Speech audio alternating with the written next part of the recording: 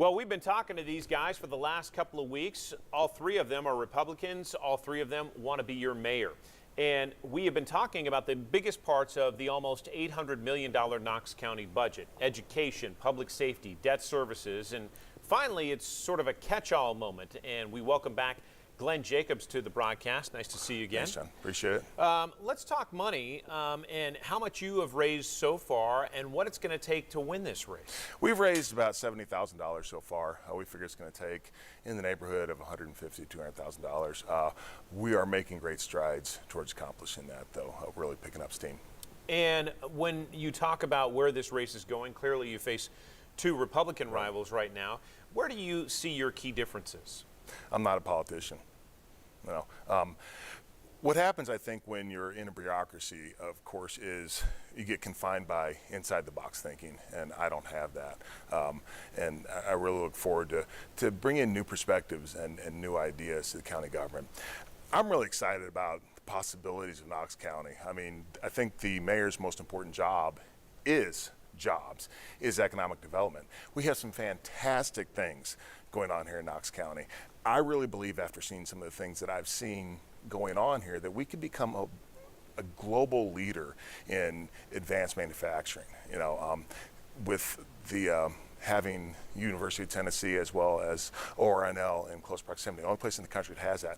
We have some great outdoor recreation in South Knoxville, only place in the country that we have mountain bike trails in an urban setting. So there's some really, really fantastic and unique things that we have to offer, and I can't wait to see what the future holds for our county. So is part of that a sales job? The mayor's job is to sell the county. Sure. I mean, that's what I'm getting from you. So how would you do that differently than, say, Knox County Mayor Tim Burchett right now? Well, a lot of it is just getting out there and doing that, of course. And then also, when we look at East Tennessee, I think we can leverage the entire region. I think we can all work together to promote the region, of course, with the Chamber of Commerce here in Knox County, as well as the other various chambers of commerce and county governments. Again, I'm just very excited about what the future holds for our region. You've talked about the importance of giving students who may choose a technical school path versus more traditional college path more outlets, more opportunities. Sure. Do you see that as mayor you'd like to make more room in a school budget for that? Yeah, of course. I think also we can work with the private sector to provide those opportunities through training centers, through apprenticeships and that sort of thing. I know that there are companies in the private sector now that are suffering from a lack of employees that are ready to go as soon as they get there, and they have to teach them from absolute ground zero.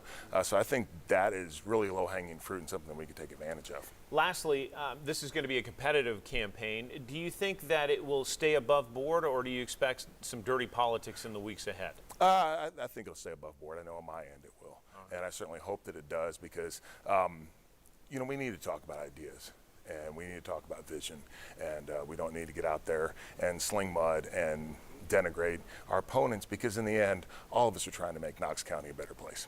Glenn Jacobs, pleasure. Thank you very much. John. Best of luck it. on the Thank campaign you. trail.